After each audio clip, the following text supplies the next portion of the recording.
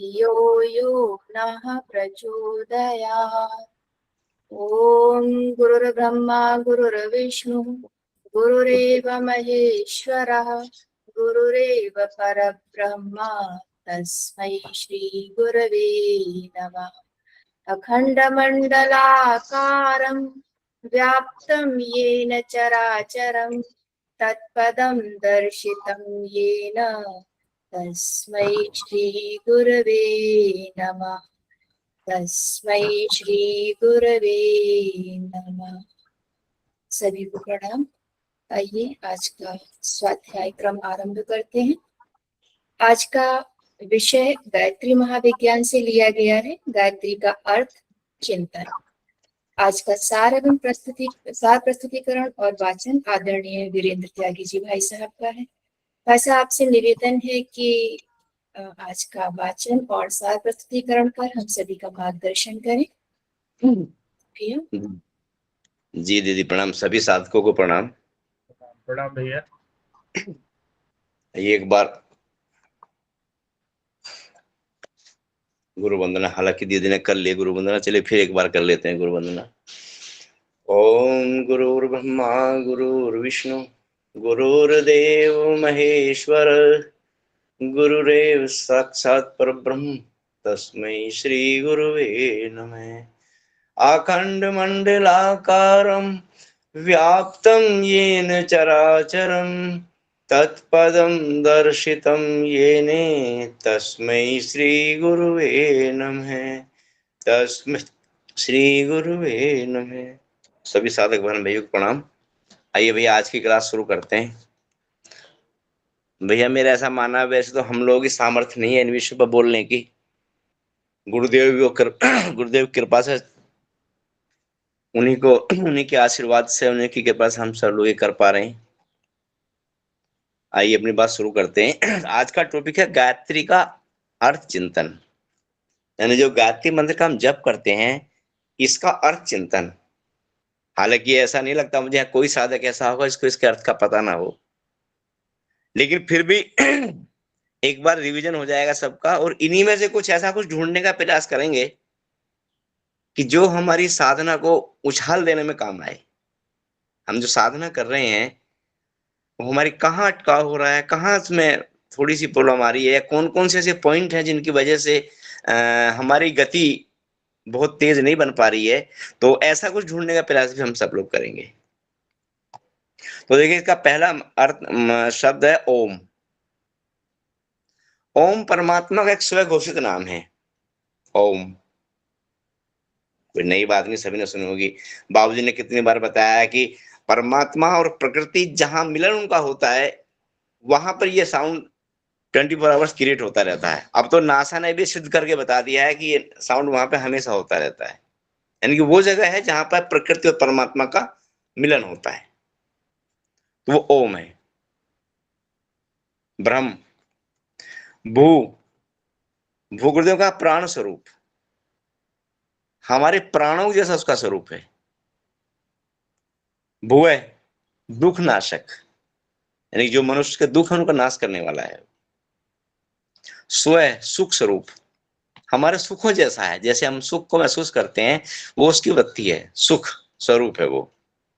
तो ओम भूर्भुवः स्वः तत्। तत् ये बड़ा महत्वपूर्ण शब्द है। तत् माने ऋषियों ने इशारा किया है उसकी तरफ, वह, उसका कोई नाम नहीं दिया है, तत् कहा है उसको।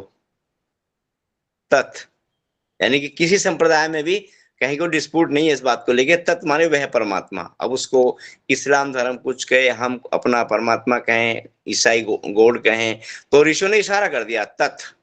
तत् माने वह या उसको। सवितुर, तेजस्वी, प्रकाशवान, यानी कि सविता तत्व वो तत्व है प्रकृति का, रियल में हम सच पूछो ऐसा लगता है कि यही है सब कुछ जो पूरी सृष्टि का संचालन कर रहा है। तेजस्वी, प्रकाशवान। वरेण्यम, वर्ण करने योग्य, इस सृष्टि में जो वर्ण करने योग्य उसको वर्ण का वरेण्यम कहा गया, यानी कि जो जो सर्वश्रेष्ठ है। भर्गो, पापनाशक, यानी कि परमात्मा की वह शक्ति जो हमारे पापों का नाश करने की सामर्थ्य रखती है। जब हम ध्यान करते हैं तो भगवान सूर्य से किरणें आती हैं, हमारे अंतःकरण में प्रवेश करती हैं और अंतःकरण में जो भी हमारे कषाय कल्मश हैं उनको जला के राख कर देती है। उस शक्ति को भर्ग कहा है ऋषियों ने। भर्गो, भर्ग, देवस्य, दिव्य को, दिव्यता देने वाले को कहा गया है, जो परमात्मा का देव स्वरूप है। धीमहि धारण करें। ऊपर चीज देखें हम कि भगवान के 7 गुण बताए यहाँ पे। ओम में बता दिया कि ब्रह्म परमात्मा का स्वघोषित नाम है, और फिर परमात्मा के 7 गुण बताए हैं इन्होंने कि जो परमात्मा है, जो सविता है, वो इन 7 गुणों से युक्त है। वो 7 गुण क्या है? प्राण स्वरूप, दुखनाशक, सुख स्वरूप, तेजस्वी, श्रेष्ठ, पापनाशक और दिव्य। इन गुणों से युक्त जो परमात्मा है, धीमहि, उसको हम धारण करें। धीमहि शब्द का मतलब धारण करना, धारण करें। और धियो, बुद्धि, धी कहा जाता है बुद्धि को, धी शब्द बुद्धि के लिए आता है। धियो, बुद्धि को, यो, जो ने हमारी प्रचोदयात प्रेरित करे। तो इसका अगर हम मोटा मोटा भाव देखें तो यह है कि ओम वह परमात्मा जो तीनों लोकों में समाया हुआ है, 7 गुणों से युक्त है, उसको हम अपने अंतरात्मा में धारण करें। और वह परम जब अंतरात्मा में धारण करें तो वह परमात्मा जो 7 गुणों से युक्त है, हमारी बुद्धि को सन्मार्ग में प्रेरित करें। अब इसका थोड़ा समझ लेते हैं आगे कि गायत्री मंत्र के इस अर्थ का मनन चिंतन करने से अंतःकरण में उन तत्वों की वृद्धि होती है जो मनुष्य को देवत्व की ओर लेकर जाते हैं। क्लियर, बड़ा साफ साफ लिखता है गुरुदेव ने कि जब हम गायत्री मंत्र का जप करते हैं या इसके अर्थ का चिंतन मनन करते हैं तो हमारे अंतःकरण में उन तत्वों की वृद्धि होती है जो मनुष्य को देवत्व की ओर लेके जाते हैं। यह भाव बड़े ही शक्तिदायक, उत्साहप्रद, सतोगुणी, उन्नायक एवं आत्मबल बढ़ाने वाले हैं। इन भावों का नित्य प्रति कुछ समय चिंतन मनन करना चाहिए। आगे चलते हैं। नंबर 1 में कह रहे हैं गुरुदेव कि भूलोक, भुवलोक और स्वलोक, इन तीनों लोकों में परमात्मा समाया हुआ है। अब देखिए थोड़ा सा गुरुदेव ने यहाँ तो इनका अर्थ कुछ अलग दिया है, प्राण स्वरूप, दुखनाशक, सुख स्वरूप का है, लेकिन आगे गुरुदेव बता रहे हैं कि ओम यानी कि वह परमात्मा, स्वघोषित नाम जो परमात्मा का है, तीनों लोकों में जो समाया हुआ है, आकाश, पृथ्वी और पाताल, तीनों लोगों में समाया हुआ है। जैसे तुलसीदास ने भी कहा है कि हरि व्यापक सर्वत्र समाना। तो यह जितना भी विश्व ब्रह्मांड है परमात्मा की साकार प्रतिमा है, ऐसा महसूस करें। कण कण में भगवान समाये हुए हैं। सर्वव्यापक परमात्मा को सर्वत्र देखते हुए मुझे कुविचारों, कुकर्मों से सदा दूर रहना चाहिए एवं संसार को सुख, शांति तथा शोभा बढ़ाने में सहयोग देकर प्रभु की सच्ची पूजा करनी चाहिए। यानी कि वो परमात्मा जो तीनों लोकों में समाया हुआ है, मैं उसको महसूस करूं। परमात्मा, ये जो संसार है, हमारा जो विश्व ब्रह्मांड है, इसकी साकार मूर्त प्रतिमा है, और उसको महसूस करके, उसको देखते हुए मुझे कुविचारों से, कुकर्मों से सदा दूर रहना चाहिए। यानी जब इतने गुणों से युक्त परमात्मा है ब्रह्मांड में समाया हुआ, तो फिर मैं कमियों में, कमजोरियों में, कामनाओं में, वासनाओं में, कुविचारों में, कुकर्मों में क्यों जाऊं? ये प्रेरणा हमको मिलती है। सुख, संसार की सुख, शांति और शोभा बढ़ाने में मुझे सहयोग करना चाहिए, और यही प्रभु की सच्ची पूजा करनी चाहिए। दूसरे टॉपिक में गुरुदेव बता रहे हैं कि तत्व माने वह परमात्मा सवितु, तेजस्वी, वरेण्यम, श्रेष्ठ, यानी जो संसार में वर्ण करने योग्य, सर्वश्रेष्ठ है। भर्गो, पाप रहित या पापनाशक, देवस्य, दिव्य है, उसको अंतःकरण में धारण करता हूं। इस पूरे गायत्री मंत्र में 3 स्टेप बनते हैं। पहला है ओम भूर्भुवः स्वः, दूसरा तत्सवितुर्वरेण्यम, और तीसरा भर्गो देवस्य धीमहि धियो यो न प्रचोदयात्। ओम, तो इनकी अलग अलग व्याख्या गुरुदेव समझा रहे हैं। तो तत्सवितुर्वरेण्यम के बता रहे हैं कि इसमें परमात्मा के कुछ गुणों की चर्चा आई है कि उसको उनको हम अपने अंतःकरण में धारण करता हूं, अपनी अंतरात्मा में। इन गुणों वाले भगवान मेरे अंतःकरण में प्रविष्ट होकर मुझे तेजस्वी, श्रेष्ठ, पाप रहित एवं दिव्य बनाते हैं, क्योंकि परमात्मा इन गुणों से युक्त हैं। और जब ये गुण मेरे अंतःकरण में स्थापित होंगे, मेरे अंतःकरण में रह आएंगे, वहां स्थिर होंगे, तो मैं इन गुणों से युक्त होऊंगा। मैं प्रतिक्षण इन गुणों से युक्त होता जाता हूं। इन दोनों की मात्रा मेरे मस्तिष्क एवं शरीर में कण कण में बढ़ती है। इन गुणों से उत्प्रोत होता जाता हूं। यानी कि जब इन गुणों को मैं अपने अंदर ग्रहण कर रहा हूं, स्थापित कर रहा हूं, तो मेरा अंतःकरण इनसे भर जाएगा और वो गुण मुझ में भी आ जाएंगे। तीसरे में गुरुदेव बता रहे हैं कि वह परमात्मा न माने हमारी धियो बुद्धि को प्रचोदयात सन्मार्ग में प्रेरित करे। अब जो परमात्मा के सातों गुणों को हमने अपने अंतःकरण में धारण किया है, वो परमात्मा हमारी बुद्धि को सन्मार्ग में प्रेरित करें। यानी कि इसको थोड़ा समझने की बात है, सन्मार्ग किसे करें गुरुदेव, प्रेरित कैसे करें, थोड़ा सा इसको व्यवहारिक समझने का प्रयास करते हैं कि अध्यात्म में सब थोड़ा सा अगर व्यवहारिक समझेंगे तो थोड़ा ऐसे माने कि अच्छे समझ में आ जाता है। ये सब करने की आवश्यकता क्यों पड़ती है हमें? क्योंकि हम अपनी रियल आइडेंटिटी भूल गए हैं। इसलिए गुरुदेव ने सबसे पहले जो बुक लिखी थी उसका नाम था मैं क्या हूं।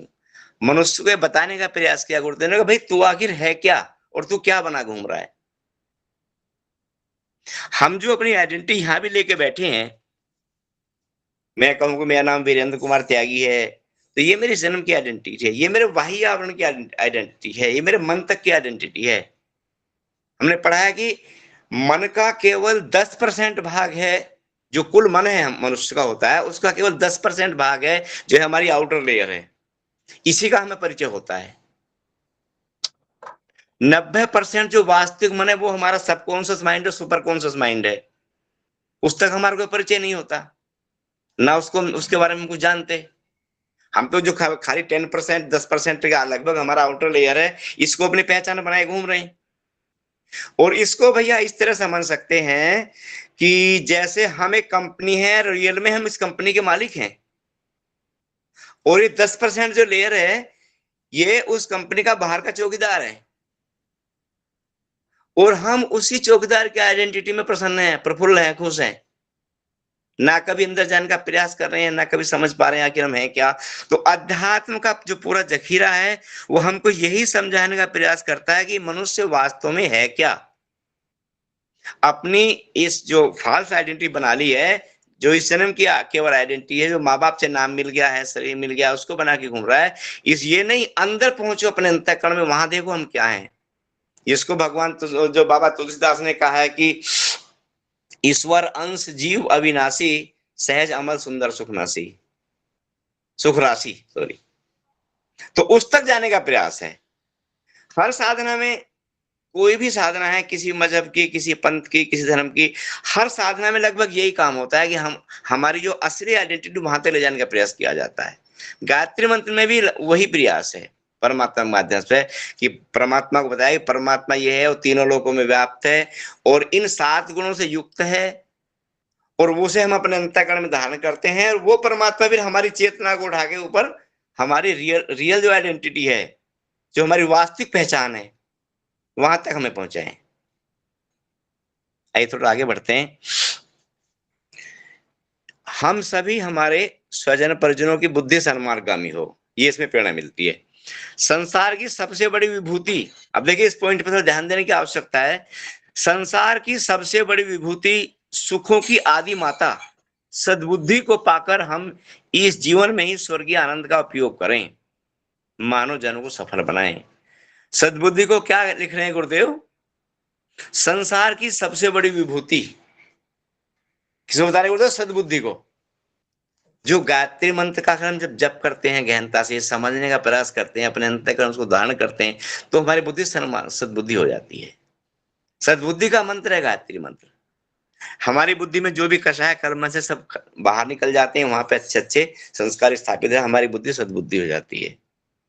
सद्बुद्धि के विषय में एक बात पढ़ी थी हमने, इसी बुक में आएगी कि आज मनुष्य के सामने जितनी भी समस्या सारी दुर्बुद्धि से है। बुद्धि तो है पर वो दुर्बुद्धि है, तो गायत्री मंत्र उसको सद्बुद्धि में कन्वर्ट करता है।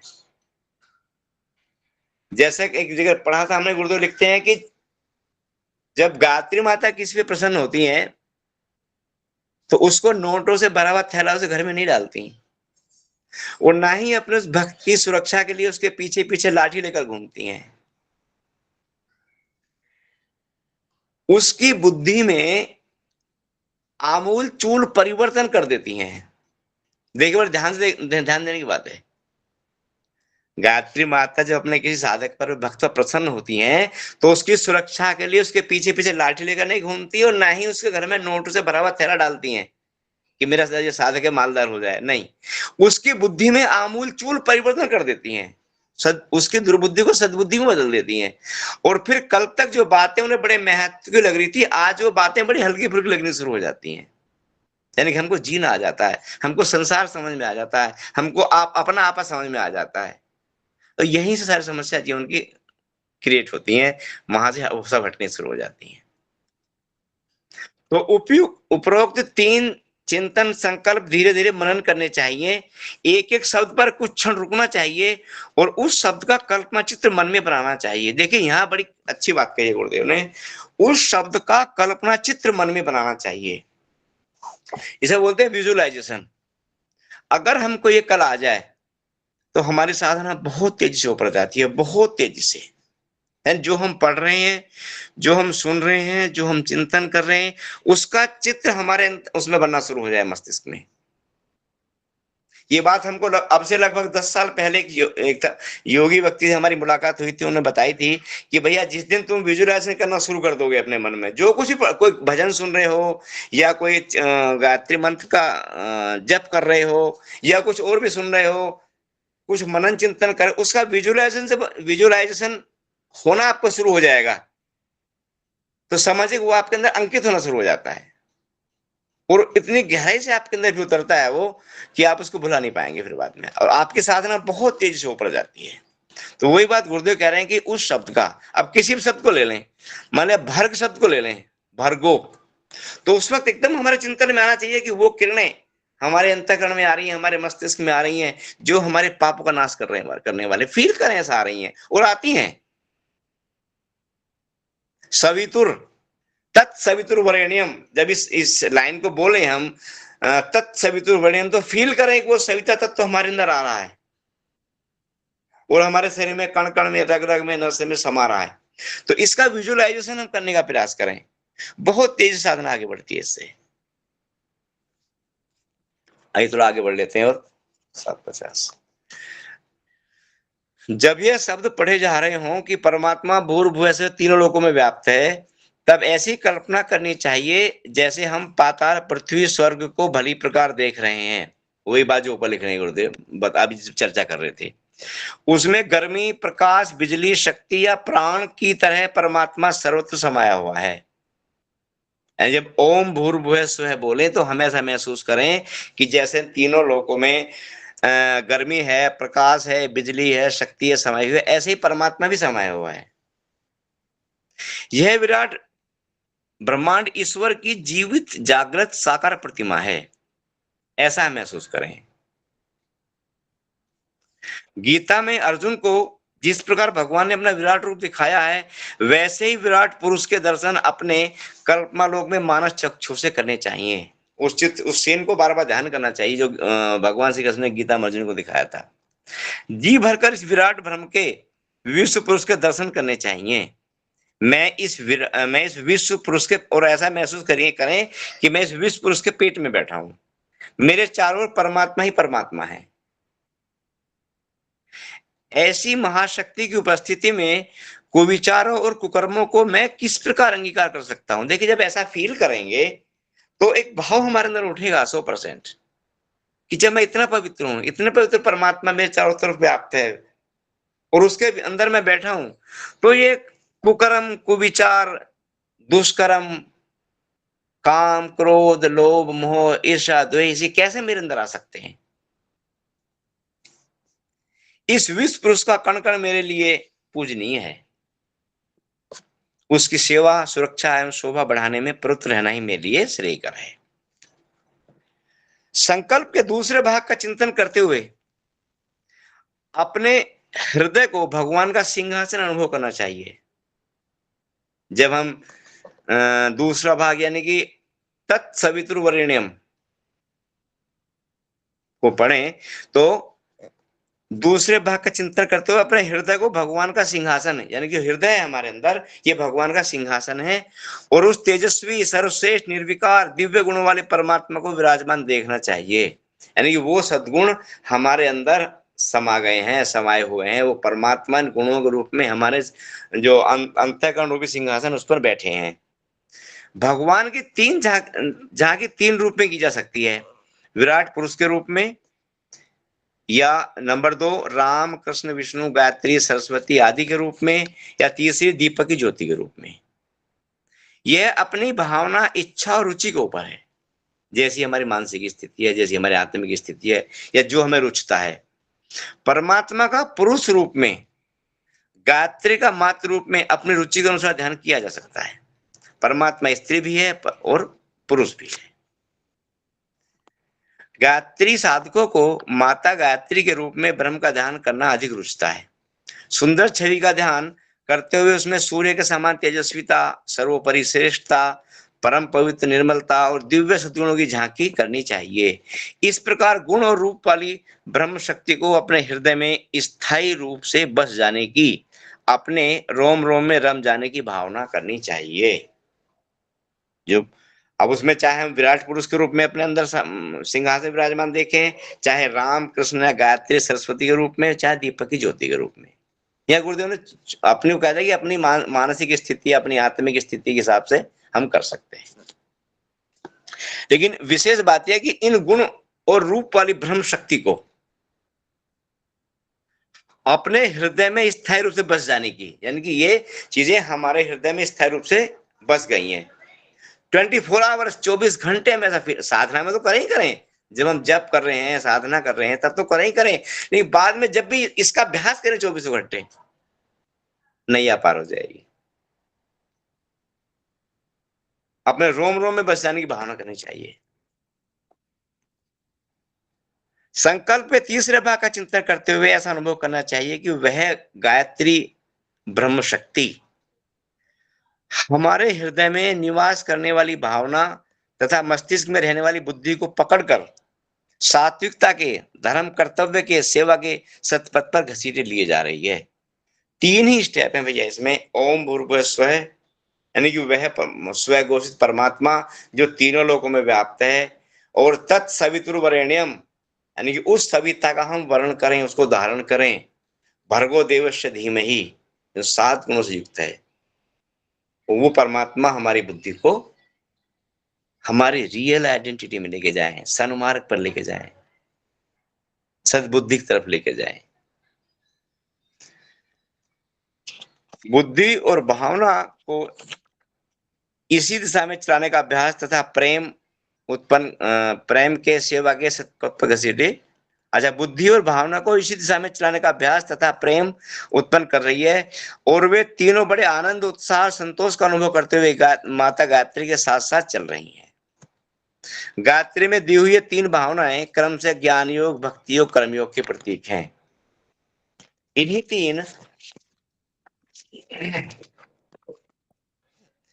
तीन भावनाओं का विस्तार होकर योग के ज्ञान, भक्ति, कर्म ये 3 आधार बने हैं।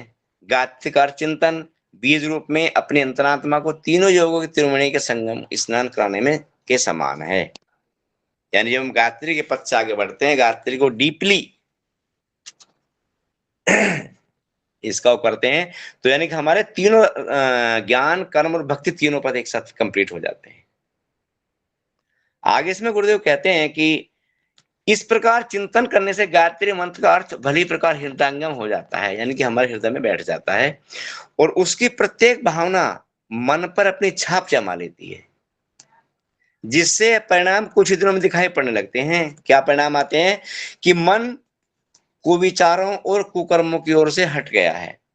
जब हम गायत्री का इस तरीके से जप करते हैं कुछ समय तक, तो उसके परिणाम ये आने होते हैं कि हमारे मन में सात्विकता बढ़ती है और मन कुविचारों से ऑटोमेटिक हटना शुरू हो जाता है। या हम सबने, अधिकांश लोग यहाँ बैठे सबने अनुभव किया होगा। और मनुष्योचित सद्विचारों एवं सत्कर्मों में उत्साह पूर्वक रस लेने लगा है। जो मानवोचित कर्म है, जो सद्विचार हैं, सत्कर्म हैं, उनमें ऑटोमेटिक उत्साह आता है अंदर से कि हम इंटरेस्ट लें, जैसे हम स्वाध्याय में जुड़े हुए हैं। यह अब यहाँ बड़ी महत्वपूर्ण बात गुरुदेव हमारे सबके लिए लिख रहे हैं, जो अधिकांश साधकों के प्रश्नों में आता है कि यह प्रवृत्ति आरंभ में चाहे कितनी मंद क्यों ना हो, ये जो प्रवृत्ति के लिए पैदा होगी कि दुर्गुणों से हटने की और सद्गुणों की तरफ बढ़ने की, यह प्रवृत्ति आरंभ में चाहे कितनी मंद क्यों ना हो, यह निश्चित है कि यदि वह बनी रहे, यानी हम साधना में बराबर लगे रहें, हमारी तल्लीनता बराबर बनी रहे, बुझने न पाए, तो निश्चय ही आत्मा दिन दिन समुन्नत होती जाएगी। यहाँ गुरुदेव ये बताने का प्रयास कर रहे हैं कि जब हम साधना की शुरुआत करते हैं तो शुरू में हो सकता है हमारा मन ना लगे या एक गति बड़ी धीमी हो, मंदी हो, लेकिन हम अपना उत्साह बनाए रखें, वृत्ति को बनाए रखें, साधना बराबर बनाए रखें, तो धीरे धीरे यह भी आत्मा दिन दिन समुन्नत होती चली जाएगी और जीवन का परम लक्ष्य समीप खिसकता चला आता है। तो ये भैया इसका थोड़ा सा अर्थ चिंतन हुआ। इसमें मुझे जो समझ में आता है भैया, टाइम है अमन भैया, क्योंकि इसमें दिखाई नहीं पड़ पा रहा है। जी जी, अभी टाइम है अपने पास में, 10 मिनट का समय और है। जी जी जी। तो भैया इसको थोड़ा सा अब व्यवहारिक उसमें समझने का प्रयास करते हैं। जो पहले बता रहा था मैं कि असली उद्देश्य अध्यात्म में यही होता है कि हम अपनी रियल आइडेंटिटी में को महसूस करें, उसका एहसास हमें हो, हम वहां तक पहुंचे, और वही उद्देश्य है अध्यात्म का। क्योंकि हम जो गुरुदेव लिखा ना, मनुष्य भटका हुआ देवता है, तो देवता तो है पर भटक गया है, तो इस भटकाव को समाप्त करना है। अब भटकाव कैसे समाप्त होगा, बिल्कुल व्यवहारिक समझे कि अब भटकाव आया क्यों, क्योंकि हमारा अंतःकरण सद्गुणों से, सत प्रवृत्तियों से लबालब होना चाहिए था, परमात्मा के गुणों से, सविता तत्व से, प्रेम, दया, करुणा, ममता, स्नेह, सौजन्य, इनसे लबालब भरा होना चाहिए था। लेकिन हो क्या गया कि हम संसार में रहते हुए भौतिकता से काम, क्रोध, लोभ, मोह, मद, मत्सर, ईर्ष्या, द्वेष, इनसे भर लिया हमने, तो वो चीज बहुत दूर हो गई परमात्मा वाली। अब हमें वहां पे जाना है, तो वापस वहीं पे जाने के लिए फिर गायत्री मंत्र का हम सहारा लेते हैं। इसमें वही भाव किया जाता है कि वह परमात्मा हमारे चारों तरफ व्याप्त है, समाया हुआ है, और उसको हम अपने अंतःकरण में धारण कर रहे हैं। और वो परमात्मा हमारी बुद्धि को, जो हमारी बुद्धि संसारिकता में फंस गई है, लोभ में फंस गई है, मोह में फंस गई है, काम में फंस गई है, क्रोध में फंस गई है, ईर्ष्या द्वेष में फंस गई है, उसको यहां से निकाले और अपनी रियल, जो हमारी वास्तविक पहचान है, जो वास्तव में हम हैं, ईश्वर अंश जीव अविनाशी, जो हम आत्मा हैं, वहां हमें पहुंचाए। अब बात एक और बात आती है, जब आपस में बैठे हैं सब लोग, सभी बहन भाई हैं, हम साधना भी कर रहे हैं, सब लोग अच्छे साधक हैं, इसमें कोई दो राय नहीं है, सभी साधक अच्छे साधक हैं, साधना भी अच्छी कर रहे हैं, गुरु की कृपा का भी हमको कोई कमी नहीं है, गुरु कृपा भी हमें बराबर मिल रही है। लेकिन फिर भी शायद हम सब लोग अपने अंदर कुछ एक कमी सी महसूस करते हैं कि क्यों नहीं इतने इतने, जैसे यानी कि मनोवांछित फल क्यों नहीं आ पा रहा है। सबको एक कमी महसूस होती होगी, हमें भी होती है कि क्यों नहीं उतना अच्छा रिजल्ट आ पा रहा है जितना कि आना चाहिए। तो मैं मानता हूं कि उनमें कुछ मूलभूत पॉइंटों में हमको चिंतन करना चाहिए। कैसे कैसे हम साधना में आगे बढ़े, कैसे हमारी साधना में गति आए। तो इसको इस तरह समझें कि जैसे भगवान श्री कृष्ण ने गीता में कहा कि अभ्यासेन कौन्तेय वैराग्येन च गृह्यते। देखिए एक चीज समझे बड़े ध्यान से कि हम गीता पढ़ लें, गीता भी कंप्लीट परमात्मा तक ले जाने का मार्ग है। उपनिषद उठाकर पढ़ लें, वहां भी परमात्मा तक जाने कंप्लीट मार्ग है। रामचरितमानस पढ़ लें, वहां भी लगभग वही सब चीजें बताई गई हैं। गुरुदेव ने इतना सरल करके बताया है, इतना सरल करके बताया है, मैं अपना अनुभव बता रहा हूं कि किसी भी माध्यम से हम वहां तक जा सकते हैं, लेकिन शायद गुरुदेव ने इतना प्रैक्टिकली रास्ता हमको दिया है, इतना प्रैक्टिकल रास्ता हमको दिया है कि सबसे आसान कर दिया है, बिल्कुल हमारे लेवल पे आगे बता दिया उन्होंने। चाहे हम योग दर्शन पढ़े, योग दर्शन भी कंप्लीट है भगवान तक लेके जाने में, लेकिन हमें फिर साधना में के पॉइंटों को गहराई से समझना पड़ेगा। हम प्रैक्टिस तो खूब करते हैं। अब गीता में 2 शब्द इस्तेमाल किए हैं भगवान श्री कृष्ण ने, अभ्यास और वैराग्य। अभ्यास में हमारे, मुझे लगता है हमारे किसी बहन भाई के में कोई कमी है, कोई कमी नहीं मुझे नजर आती। सब अच्छे साधक हैं, सुबह 5 बजे देखते हैं, हमसे पहले तमाम लोग जुड़े होते हैं, दिन में भी जुड़ते हैं, शाम को भी स्वाध्याय में भी जुड़ते हैं, वैसे बहुत लंबे समय से हैं। तो फिर आखिर वो कौन सी गड़बड़ कहाँ हमसे हो रही है कि जो हम मनोवांछित परिणाम नहीं पा रहे हैं। मैं अपना अनुभव बता रहा हूँ भैया, इसमें शायद हमें ऐसा लगता है कि अभ्यास में हमारे में कमी नहीं है, वैराग वाला जो पॉइंट है उसमें गायत्री महाविद्वान गुरुदेव ने एक बड़ा अच्छा उदाहरण दिया है, बहुत अच्छा, जो मुझे बड़ा अच्छा रोचा। गुरुदेव लिखते हैं कि जैसे नाविक नाव खेता है ना समुद्र में, तो जब शाम को नाव को अपने को उस पे बंदरगाह पे खूंटे में उसका रस्सा बांध देता है उससे, और अपने घर चला जाता है ताकि नाव कहीं जाए ना। अब जब सुबह को नाविक आए और फिर नाव खेलना शुरू करते हैं, लेकिन रस्से को उस खुंटे में से ना खोले तो नाव कहां जाएगी।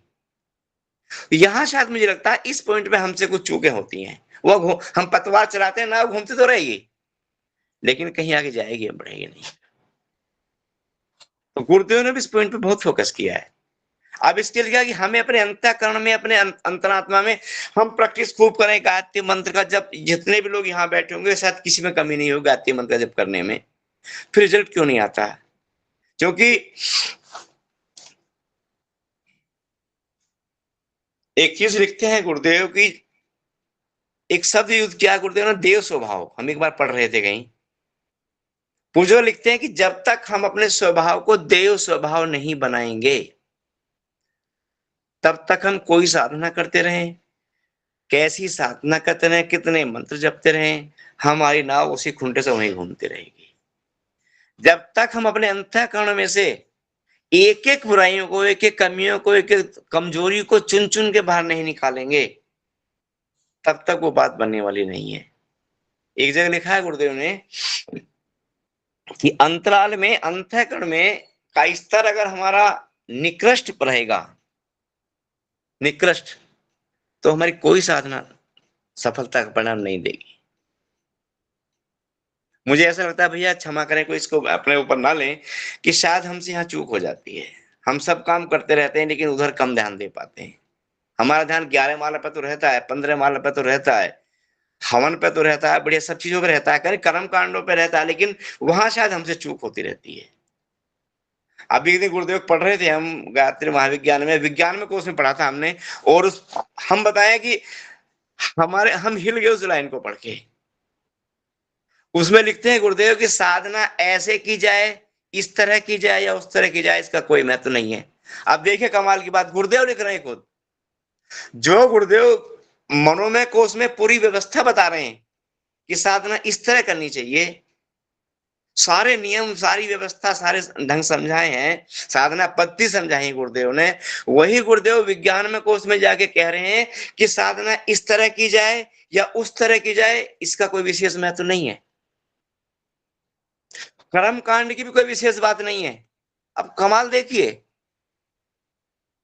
वो उनका फिर फोकस कहां करते हैं वो, कि अगर तुम्हारा अंतराल में आदर्शवादी उत्कृष्टता को प्रतिष्ठापित नहीं किया,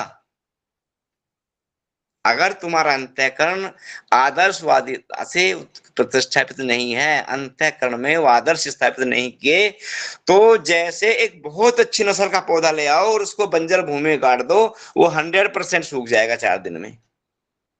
तो वहां गुरुदेव इस बात पे फोकस करते हैं कि हमारे अंतःकरण का, हमारी अंतरात्मा में सद्गुणों का, सद्भावनाओं का, सत्प्रेरणाओं का होना अत्यंत आवश्यक है। उसके बगैर गाड़ी आगे बढ़ने वाली नहीं है। और यही शायद इसी को वैराग्य कहा है उन्होंने, कि जब तक हम कमी कमजोरी से अपना पीछा नहीं छुड़ाएंगे, दुर्गुणों से, दुर्भाव से अपना पीछा नहीं छुड़ाएंगे, तब तक भैया साधना की गाड़ी आगे थोड़ा कम बढ़ेगी। बढ़ेगी तो सही, आप प्रयास रिजल्ट तो आएंगे, आ भी रहे हैं, लेकिन अच्छे रिजल्ट आने हैं तो हमें अपने अंतराल पे ध्यान देना पड़ेगा, अंतःकरण में देखना पड़ेगा।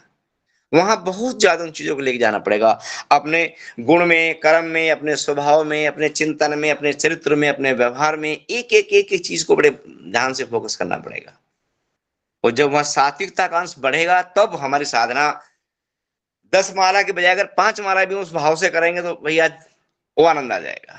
क्योंकि हमने भी कई बार महसूस किया कि जिस दिन साधना में गहरा मन लगता है, 1 2 10 10 मिनट में भी वो आनंद आ जाता है जो कभी कभी 1 घंटे में नहीं आता।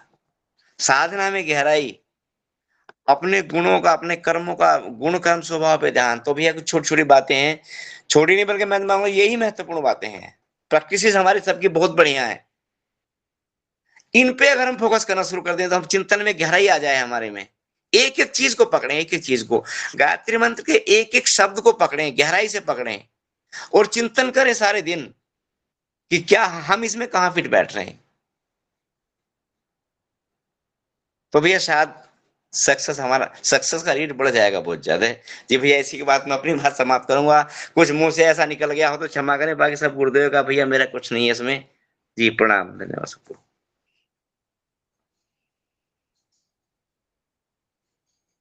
जी अर्चना दीदी, अमर भैया थोड़ा आप देख रहे, शायद दीदी कहीं।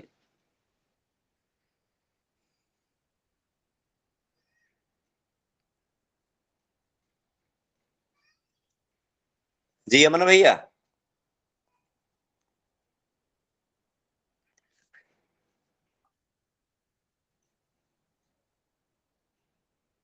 अमन भैया म्यूट हैं आप। हाँ भैया, आपकी आवाज नहीं आ रही है। नहीं, अभी अमन भैया बोल भी रहे हैं। जी जी, कुछ ऑडियो का इशू आ रहा था तो जी मैं जी। म्यूट नहीं हो पा रहा था। जी जी, बहुत बहुत आभार। तो मेरा निवेदन है, अब हम लोग सीधा चर्चा में आ जाते हैं। तो बहुत ही सुंदर ये चर्चा रही, इसमें जो है हम लोगों ने अर्थ चिंतन पे, और ये होना भी चाहिए कि जब भी गायत्री मंत्र जप करें हम लोग तो अर्थ पर विशेष रूप से हम लोग ध्यान दें, और अर्थ में ही हम लोगों को जो है बार बार जो गुरुदेव ने कहा रुक कर जो इसका चिंतन करते हुए आगे बढ़े। जी, तो मनीषा त्यागी जी का हैंड रेस है, तो जी आपसे निवेदन है आप अनम्यूट कर लें अपने आप को। जी जी, प्रणाम भैया, सभी साधकों को प्रणाम। भैया मेरा प्रश्न ये था कि वैराग्य को थोड़ा और विस्तार से बताया जाए, वैराग्य के विषय में थोड़ा और समझा के बताया जाए। जी जी, अमन भैया आप प्रकाश डालोगे या मैं बताऊं? जी जी, आप बताएं बताएं कृपया। जी देखिए, वैराग्य को इस तरह समझें कि भगवान श्री कृष्ण ने 2 ही शब्द यूज किए हैं, अभ्यास और वैराग्य। तो अभ्यास को प्रैक्टिस माने, हम जो प्रैक्टिस करते हैं, और वैराग्य का मतलब है कि हम तत्व से उन चीजों को समझें जो संसार की तरफ, जो भौतिकता की तरफ, जो 5 ज्ञानेंद्रियां हमारी संसार में अटैच हैं, जुड़ी हैं संसार से, वो संसार में उन्हीं के माध्यम से आनंद लेते हैं हम, जिसे तन्मात्रा भी कह सकते हैं। तो वही समस्या है असली, क्योंकि वहां हमारा वो मन, उनके साथ मन जुड़ा हुआ है और मन भौतिकता में फंस गया है। तो उसको वहां से कैसे निकाला जाए? अब सपोज हमारा मन, हमारा मतलब रूप में हमको बहुत ज्यादा आनंद आ रहा है, रस में आनंद आ रहा है, तो कैसे वहां से मन को निकाला जाए? इसको तत्व से समझना, प्रज्ञा बुद्धि से इस पे काम करना, गहराई से तत्व चिंतन के साथ, क्योंकि वहां से हम अपने मन को कैसे निकालें, इसे वैराग्य कह सकते हैं। यह जो संसार, एक्चुअली इसकी बहुत सारी परिभाषा हो सकती है, लेकिन सामान्य रूप से मैं ये मानता हूं कि जो हम भौतिकता में हमारा मन फंसा हुआ है, उसको हम कैसे वहां से निकालें। तो इसको हम जब तक तत्व से नहीं समझेंगे, उसके नफे नुकसानों पर चिंतन नहीं करेंगे। सपोज हमारा मन कामुकता में फंसा है, या हमारा मन स्वाद में फंसा है, या गंध में फंसा है, रूप में फंसा है, रस में फंसा है, जहां भी फंसा है, तो देखें भी कहाँ फंसा है, कैसे फंसा है, क्यों फंसा है, उस पर चिंतन करें, गहन मनन करें, उस सब से संबंधित साहित्य पढ़ें, बाकी लोगों से डिस्कस करें, कैसे वहां से हम अपने आप को निकालें। तो ये वैराग्य है, और वहां से हमारा मन निकल गया वैराग्य, मतलब कि उसके प्रति जो भौतिकता के प्रति हमारा राग है, जो अटैचमेंट है, जो लगाव है, वो कैसे कम किया जाए। इस पर तो- जो भी काम करें, चाहे स्वाध्याय से करें, चाहे चिंतन मनन से करें, चाहे किसी के साथ डिस्कस करके करें, कोई भी तरीका अपनाएं, लेकिन वहां से हम अपने अटैचमेंट को, अपने लगाव को हटाएं। ये वैराग्य है भैया हमारी नजरों में। और थोड़ा अमन भैया इसको क्लियर कर दें। तो भैया इसका निरोध कैसे करें, मतलब इन चित्त वृत्तियों को हम निरोध कैसे करें, क्या एक सरल रास्ता है? नहीं, जिससे सरल कोई रास्ता सरल नहीं है। जो साधना पद्धति बताई गई है उससे हमको गुजरना पड़ेगा। जी उसी से वही एक रास्ता जो गुरुदेव पंच को साधना हम कर रहे हैं, जब हम उस पे चलेंगे प्रॉपर वे में, तो उससे अलग कोई रास्ता गुरुदेव ने नहीं बताया है। सबके लिए जी एक ही रास्ता है और उसी सब गुजरना है। इसलिए सबके सामने दिक्कत आती है कि जिसके पास वृत्तियां ज्यादा हैं उसको ज्यादा दिक्कत आती हैं, जिसके पास कम है वो जल्दी आगे बढ़ जाता है। क्यों, सबकी अपनी अपनी आंतरिक और मानसिक स्थिति होती है। लेकिन रास्ता वही है, एक ही रास्ता है कि हमें खुद गहराई में जाना पड़ेगा, अपने आप को समझना पड़ेगा, उन पर फोकस करना पड़ेगा, तब वहां से निकलना पड़ेगा। उसमें जब भी सहायक होता है, उसमें स्वाध्याय भी सहायक होता है, उसमें ध्यान भी सहायक, मतलब जितनी भी साधनाएं हम कर रहे हैं वो लगभग उसी तरफ जाती हैं, सबका रिजल्ट उसी तरफ जाता है। जी, शायद कुछ क्लियर हुआ होगा। जी जी बिल्कुल। जी जी लेकिन भैया बात वही है कि समझते और जानते तो सब हैं, अपनी गलतियां भी, अपने चित्तवृत्तियों का जो गलतियां हैं, बुराइयां हैं, वो सब समझ रहे हैं, लेकिन फिर भी पता नहीं कहाँ कमी रह जाती है कि जो हमारी वृत्तियां हैं वो संसार की तरफ ही अधिकतर भाग रही हैं। तो इसके लिए बड़ा मतलब मन दुखी होता है कई बार, और यही समझ में नहीं आता कि हम इसके लिए कैसे प्रयास करें। जी भैया। देखिए, शायद मुझे लगता है कि जैसे एक सूत्र एक बार बात कर रहे थे राकेश भैया के साथ बैठे बात कर रहे थे, सुलाने वाले जो राकेश भैया, वो कह रहे थे कि पानी 100 डिग्री पर ही उबलेगा, उससे पहले आप कितनी आग जलाते रहिए नहीं उबलेगा वो, क्योंकि सृष्टि का नियम है, नेचर का नियम है ये। तो हमारे अंदर कोई कुप्रवृत्ति किस लेवल की है, उसी लेवल का हमें आध्यात्मिक प्रयास करना पड़ेगा। जी और हाँ वो उसके बगैर वो हटने वाली नहीं है। बिल्कुल उस परिस्थिति तक, उस स्थिति तक हम नहीं पहुंच पा रहे भैया, इसलिए कमी रह सिंपल सी बात है, बिल्कुल सिंपल सी बात है। अगर हम सफल नहीं, कोई भी है, आप हैं, मैं हूं, एनीबडी कोई अदर भी है, अगर हम सपोज किसी को ईर्ष्या की आदत है, या किसी को झूठ बोलने की आदत है, किसी को ऐसी हैबिट है, हमने खुद अपने जीवन में अनुभव किया कि कितनी आदतें ऐसी देखी थी जिनको हमें अब से 10 या 15 साल पहले ऐसा लगा था कि हाँ ये आदत है जो हमको हटानी है। हमने कितना संघर्ष किया उनके पीछे हम जानते हैं, किसी को बताने की बात नहीं है ये। और फिर भी हम बार बार गिरे हैं। लेकिन हाँ, आज ये गारंटी से कह सकते हैं कि हाँ, हम लगभग 90-95% उन चीजों में सक्सेस हैं। लेकिन हुआ वही है कि गहराई और गहराई और गहराई तक जाना पड़ा है, और तब वो बात बन पाई। जी भैया। जी जी प्रणाम भैया। जी भैया प्रणाम। भैया दमयंती दीदी का शायद हैंड रेज है। जी दीदी, अपनी बात आप रखें, अपने आप को म्यूट करके। सभी को प्रणाम। जी जी आप सब महान विभूतियां हैं और गुरुदेव के जो है सच्चे शिष्य वो हैं, शिष्य हैं। मैं ये पूछना चाह रही हूँ, मेरा मार्गदर्शन करें कि अभी कुछ ही दिन पहले या बीच में कभी कभी मुझे ऐसा मतलब हो जाता है जैसे अंदर से ही कि बस भोले तुम मिल जाओ, मुझे तुम्हारे दर्शन हो जाएं, गुरुदेव तुम्हारे दर्शन क्यों नहीं हो रहे, क्यों नहीं मिल पा रहे हो। आंखों से आंसू भी निकलते हैं, लेकिन जी फिर नॉर्मल हो जाती हूँ। अब जैसे इस समय बिल्कुल ऐसा लगाव नहीं है जैसे उस दिन हुआ। मैं 3-4 दिन वह ऐसा रहा, और मैं वही दिन याद करके सोचती हूँ कि मुझ में कहाँ ऐसी कमी रह गई मेरे प्रयास में, या कुछ खान पान में कुछ वृत्ति आ गई है कि जिससे जो है वो मतलब लगाव दोबारा नहीं हो पा रहा, जो मुझे उस समय प्रतीत हुआ था। ऐसा कि मुझे अभी मतलब खुद ही आंखों से दर्शन होते थे, सोते समय उठते समय, बोले तुम क्यों नहीं मिल रहे गुरुदेव, क्यों नहीं दिख रहे, क्यों मेरा मार्गदर्शन नहीं कर रहे, सब इतनी अच्छी पूजा करते हैं, मैं नहीं कर पाती। इस तरीके से मैं तो कहाँ कमी रह गई, कुछ खान पान में रह गई या पूजा वृत्ति में रह गई, कृपया मार्गदर्शन करें। देखिए दीदी, मेरा जहां तक अनुभव है, ये हमारे अंतरात्मा के अंतःकरण के भाव होते हैं, और समय समय पे कई बार जागृत होते रहते हैं। तो जब वो आंतरिक स्थिति थोड़ी सात्विक होती है तो वो भाव उठ के आ जाते हैं। फिर स्थिति नॉर्मल हो जाती है अंतःकरण की, तो फिर नॉर्मल जीवन हो जाता है। मतलब जैसे इसको प्याज वगैरह का सेवन करते हैं तो वो ना किया जाए बिल्कुल। दीदी प्याज इतनी बड़ी समस्या नहीं है, इतनी बड़ी हम लोग मान लेते हैं। मूल समस्या है हम साधना गहराई में जाए। गुरुदेव गुरुदेव या बोले कोई व्यक्ति नहीं है दीदी, जी वो शक्ति है, विचारों का समूह है, जो है सवितु तथा सवितुर तत् सवितुर वरेण्यम, उन्हीं का वर्ण करते हैं हम। जी तो प्याज व्याज वाली बात तो अलग है, लेकिन उसमें आप साधना बढ़ाइए, अपनी साधना में गहराई बढ़ाइए। उस भाव में, जिस भाव में आपको वो स्थिति आती है उसमें रुकने का प्रयास करिए, क्योंकि वो अंतःकरण में आपके है तो सही, लेकिन कभी कभी उठ के आती है। बाकी जी स्थिति नॉर्मल रहती है। तो उसमें थोड़ा जब जिस साधना में आप लगी हैं, पंचकोश साधना में लगी है ना आप, जी हाँ लगे रहिए, बस आहिस्ता आहिस्ता अपने आप आगे बढ़ जाओ। जी धन्यवाद। दीदी मेरा मानना है कि जितना गुरुदेव से मिलने का मन हमारा है उतना गुरुदेव का भी है, लेकिन बीच में अगर कोई बैरियर है ना, वो हमारे अपने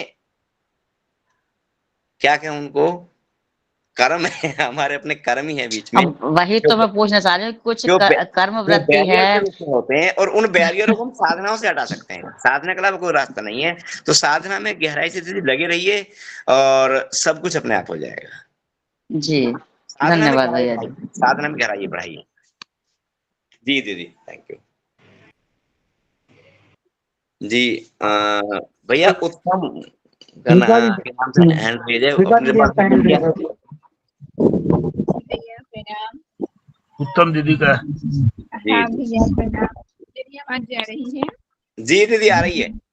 हाँ, तो हम पूछ रहे थे भैया, जैसे मतलब झाड़ू बुहाड़ी जो लगती है तो वो तो चलते फिरते भी लग जाती है। तो जैसे आप बोले कि परंजन में क्या उग सकती है भला, है ना, अच्छे बीज तो फली होती नहीं। तो अचानक से जब बुहाड़ी लग गई, सफाई हो गया, तो उस समय एक पल में कैसे वहां पे मतलब किस चीज की स्थापना करते हैं, ये मुझे जानना था भैया, क्योंकि उस समय तो भूल जाते हैं। भैया आपकी आवाज नहीं आ रही है, म्यूट हैं आप। अच्छा अच्छा अच्छा दीदी आपकी आवाज में समझ नहीं पाया, दोबारा से पूछिए प्लीज जरा। हम बोल रहे थे भैया कि आप अभी बोल रहे थे कि झाड़ू बुहाड़ी लगती है, तो झाड़ू बुहाड़ी तो ये कोई जरूरी नहीं ना है कि साधना के समय ही झाड़ू बुहाड़ी लगेगी, वो अचानक भी लग जाती है। उस समय जब लग जाती है तो उस समय 1 मिनट में किस चीज की स्थापना करते हैं कि मतलब तुरंत मतलब आसान हो जाए, कैसे करते हैं भैया, ये हमें जानना है। अमन भैया आप समझ पा रहे हैं दीदी की बात? अमन भैया दीदी दीदी आपका आवाज जो है ना, आपकी आवाज क्लियर नहीं आ रही। अच्छा, हाँ, एक मिनट। आप कहाँ पे हैं अभी, घर पे हैं या बाहर है कहीं? नहीं, घर पे ही है भैया, वो फैन चल रही है शायद इसलिए नहीं आ रही हाँ, तो होगी। फैन बंद करके एक बार फिर दोबारा प्रयास करें। हम बोल रहे हैं ना भैया कि जैसे झाड़ू बुहाड़ी जो है, अभी भैया बता रहे थे, तो झाड़ू बुहाड़ी जो है तो वो कोई जरूरी नहीं है कि साधना कर रहे हैं उसी समय लगेगी, चलते फिरे भी मतलब कब लग जाएगी ये कोई ठीक नहीं है। और पता भी चल गया कि अच्छा झाड़ू बुहाड़ी लग गया, लेकिन उस समय कैसे एक पल में किस चीज की स्थापना करते हैं जो कि हरा भरा हो जाए, तो ये चीज हमें जानना था भैया। अमन भैया समझ पा रहे हैं आप? झाड़ू बुहारी लगाने वाली बात मैं समझ नहीं पा रहा हूँ। दीदी इसमें देखिए, अभी इसमें इस पे हम लोग ये देखते हैं, है ना, जो इसमें गायत्री मंत्र के अर्थ चिंतन में दिया हुआ है कि परमात्मा कण कण में समाया हुआ है, सर्वत्र परमात्मा को सर्वत्र देखते हुए मेरे को विचार को कर्मों से सदा दूर रहना चाहिए मुझे, और संसार की सुख शांति शोभा बढ़ाने में सहयोग देना चाहिए। तो जब हम लोग ये बात करते हैं कि तत्सवितुर्वरेण्यम, ठीक है, भर्गो देवस्य धीमहि, तत्सवितुर्वरेण्यम में तो हम भगवान की स्थापना करते हैं, और भर्गो देवस्य धीमहि, भर्गो देवस्य धीमहि में हम अपने जो अंतःकरण की सफाई करते हैं, है ना, भर्गो देवस्य धीमहि, और साथ में इसी के साथ में दिव्यता बढ़ाने के लिए परमात्मा की स्थापना भी कर लेते हैं साथ में। तो जब झाड़ू बुराड़ी लग गई तो उसी समय भगवान का हृदय में दर्शन भी कर लेना चाहिए। इसमें ये है ना, ये देखिए यहाँ पे लिखा भी हुआ है कि यहाँ पर दूसरे संकल्प में सुंदर छवि परमात्मा स्त्री भी है, पुरुष भी है। गायत्री साधकों को गायत्री माता के ब्रह्म रूप का ध्यान अधिक रुचता है। सुंदर सुंदर छवि का ध्यान करते हुए उसमें सूर्य के समान तेजस्विता, सर्वोपरि श्रेष्ठता, परम पवित्र निर्मलता और दिव्य सतोगुण झांकी करनी चाहिए। ठीक है, इस प्रकार गुण रूप वाली ब्रह्म शक्ति को अपने हृदय में स्थायी रूप से बस जाने की अपने रोम रोम में रम जाने की भावना करनी चाहिए। तो जैसे ही झाड़ू लग गया तो भगवान की श्रेष्ठ परम पवित्र निर्मल जो दिव्य छवि है उसको हृदय में बैठने का ध्यान करना चाहिए उसी समय। ठीक है दीदी, हाँ भैया, बिल्कुल जैसे ही झाड़ू लगा वैसे ही तुरंत हृदय में ये ध्यान करें कि परमात्मा बैठ गया आके बस वहां पर। ठीक है भैया, ठीक है? क्लियर। हाँ, हाँ तो कभी भी लगे कि हमारा अंतःकरण साफ हुआ तो तुरंत भावना करें कि परमात्मा वहां बैठ गया, है ना जी। जी भैया, प्रणाम, आभार। जी प्रणाम। ये अच्छा दमयंती दीदी, एक चीज और जो आप ये बात कर रही थी दमयंती दीदी, जी कि भगवान का दर्शन नहीं होता है ना, तो देखिए जी भगवान का दर्शन हम किस रूप में करना चाहते हैं? जो कैलेंडर में दिखाई देता उस तरीके से, या जो मूर्ति में दिखाई देता वैसा, या फिर किसी और तरीके से? पहले तो हमें ये देखना चाहिए। जी और इस बात को भी दीदी हमें समझना पड़ेगा कि जिस रूप में हम भगवान का दर्शन करना चाहते हैं, क्या वही रूप सही है दर्शन करने के लिए, या फिर हमारी बाल बुद्धि है कहीं पर, है ना? जी क्योंकि अगर वो ईश्वर का वो रूप है ही नहीं और हम जो है बार बार उसको कह रहे हैं कि उसी में दर्शन दें, तो फिर ये हमारे लिए भी असंभव हुआ देखने के लिए और ईश्वर को दर्शन देने के लिए भी असंभव होगा। तो पहले तो हमें इस रूप को ये समझना है कि हम किस रूप में भगवान का दर्शन करना चाहते हैं, है ना दीदी? पहले तो ये तय जी करना हो कि आपको दर्शन करना है तो किस रूप में करना है, कौन से वाले रूप में? मैं तो गुरुदेव में ही भोलेनाथ के दर्शन करती हूँ और तो भोलेनाथ को ही गुरुदेव का रूप मानती हूँ। भोलेनाथ किस रूप में है? कैलेंडर महाकाल के वाले रूप गुरुदेव का। में? और गुरुदेव किस रूप में है? फोटो गुरुदेव वाले रूप मानव में? रूप में। जी जी नहीं, यही हमारी भ्रांति है। वही गुरुदेव ने बात कभी दिया नहीं मैंने कहा, बताया। गुरुदेव कभी नहीं कहा कि गुरुदेव जो है मानव रूप में है ना? गुरुदेव ने जी हमेशा कहा है कि मैं व्यक्ति नहीं विचार हूँ। अगर गुरुदेव मानव रूप में बोलते तो कभी नहीं कहते कि मैं विचार नहीं, मैं व्यक्ति हूँ। तो क्या विचार रूप में हम गुरुदेव का दर्शन नहीं कर पा रहे हैं क्या? वो सब जी विचार हमारे हृदय में प्रकट नहीं होते हैं? कभी कोई हम परेशानी में फंसते हैं तो क्या कोई विचार आके हमें उस परेशानी से बाहर नहीं निकालता है क्या? जी जी तो ये फिर गुरुदेव का दर्शन नहीं हुआ। जिस रूप में गुरुदेव हमें चाहते हैं कि मैं व्यक्ति नहीं, मैं विचार हूँ, है ना, उस रूप में तो जी हमें सदैव गुरुदेव के दर्शन हो रहे हैं। अभी भी बैठे हम गुरुदेव के दर्शन ही हाँ, तो कर रहे हैं। गुरुदेव के दर्शन कर रहे हैं। तो फिर दिक्कत कहाँ पे रह जाती है? इसका मतलब हम जो है गुरु की बात का गुरु की बात का जो है व्यतिरेक करके हम लोग जो है वो चाहते हैं कि गुरुदेव ने बार बार मना किया है कि मैं मनुष्य रूप में हूँ ही नहीं, और मनुष्य रूप में दर्शन करना चाहते हैं, तो कैसे होगा फिर? जी है ना? अब जी देखिए जी एक चीज मैं और दिखा देता हूँ इसमें जो है। देखिए ये जो है वांग्मय नंबर 13 से मैं एक बार शेयर करके दिखाता हूँ आपको, जो गुरुदेव ने लिखा है। गुरुदेव की लिखी हुई बात को मैं दिखाता हूँ आपको, क्योंकि ऐसी बहुत सारे साधकों की यही पीड़ा है ना, कि हमें गुरुदेव दर्शन नहीं देते हैं। तो आप ये देखें गुरुदेव ने क्या लिखा है, हम लोग इस बात को देखें। मेरी स्क्रीन दिख रही होगी आपको, है ना? देखिए ईश्वर साक्षात्कार के बारे में गुरुदेव ने क्या लिखा है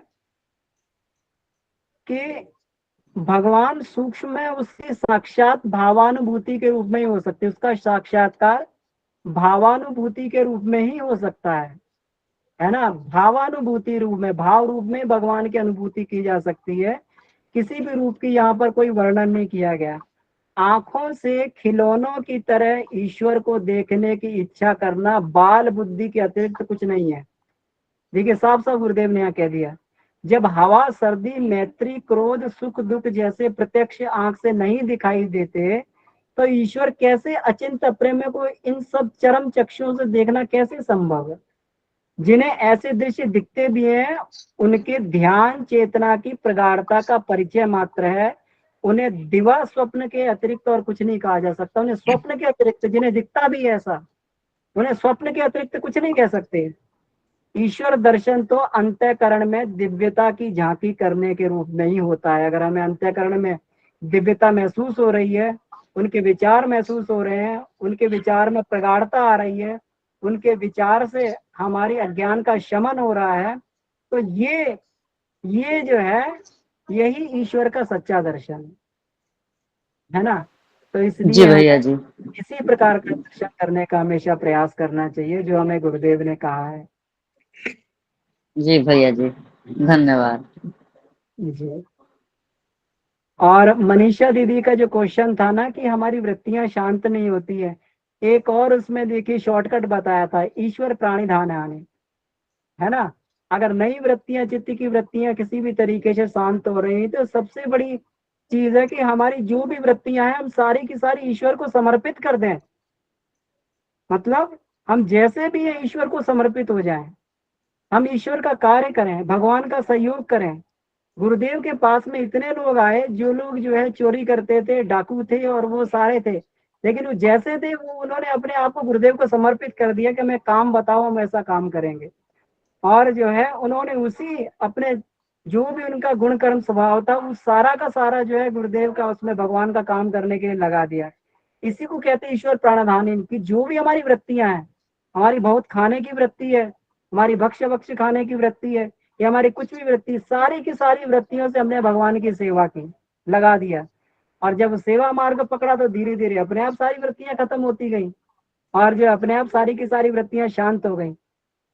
तो हम लोग जब योग का दर्शन पढ़ रहे हैं तो इसमें जो है बहुत ही गूढ़ता और गहनता वाली जो ये बातें हैं तो वो हमारे कभी कभी काम आ जाती है कि ये तो सबसे बढ़िया मार्ग है ईश्वर प्राणधानी। और गुरुदेव ने तो यही करवाया सबसे कि तू जैसा भी है। अब गुरुदेव ने कह दिया मैं मिट्टी से काम करवा लूंगा, तो मिट्टी क्या थी, उसमें वृत्तियां तो सारी थी। मिट्टी का मतलब हम सारी की सारी वृत्तियों से गुथे हुए हैं। लेकिन फिर भी जब गुरुदेव का काम करने लगे, जो गुरुदेव ने हमें काम बताए, छोटे छोटे काम करते करते करते करते धीरे धीरे बहुत सारी वृत्तियां हमारे अंदर से अपने आप गायब होती चली गई, हमारी साधना भी आगे बढ़ती चली गई। तो इसलिए जो है जरा भी हम लोग चिंता ना करें, योग मार्ग पर भी बढ़ें, हम लोग साधना भी करें। और गायत्री मंत्र की साधना करने से वृत्तियां भी समाप्त होती हैं, अंदर की चित्त वृत्तियां शांत भी होती हैं, धीरे धीरे करके हमें पता भी नहीं लगता। और साथ में ईश्वर प्राणिधान आने वाला जो मार्ग है, भगवान को समर्पण कर दें, जो भी है प्रभु हम तुम्हारे सेवा में प्रस्तुत है। और जैसे प्रस्तुत हो जाएंगे तो धीरे धीरे सारी की सारी वृत्तियां, जितनी भी कठोर वृत्तियां अपने आप धीरे धीरे जो साधना से नहीं गल रही थी वो सेवा से गलती हुई चली जाएंगी। जी।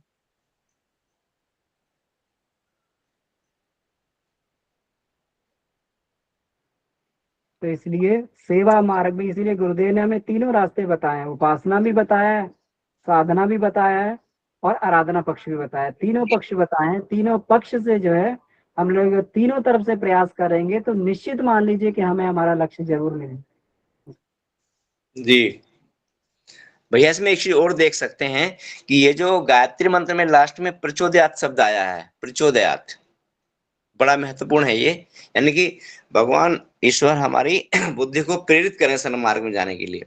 तो इसमें गुरुदेव लिखते हैं कि प्रचोदयात सामान्य प्रार्थना है चेतना को श्रेष्ठ मार्ग पर बढ़ाने की। लेकिन हम सब तो पंचकोश के साधक हैं, उच्च स्तरीय साधना कर रहे हैं।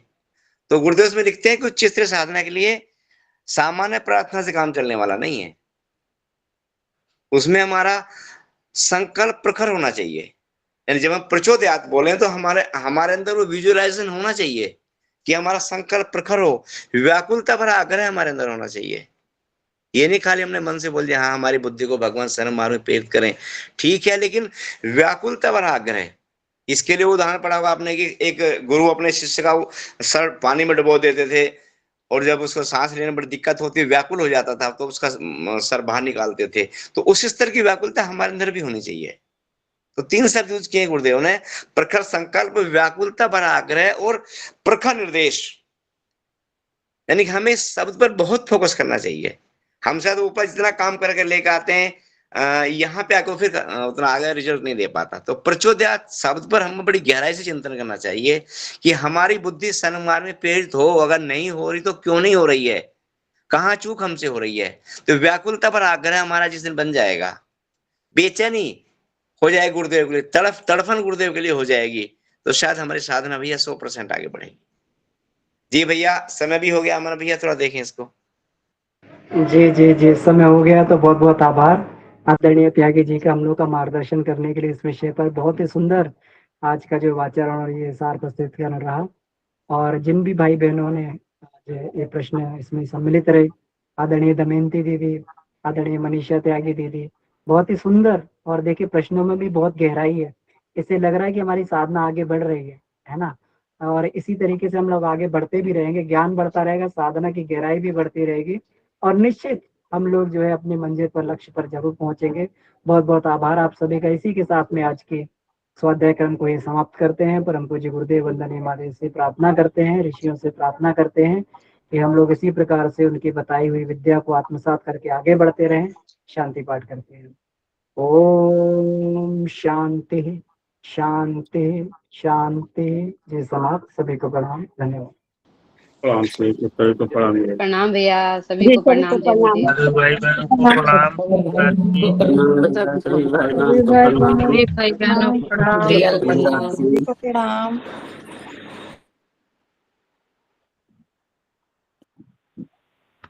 प्रणाम भैया सभी को।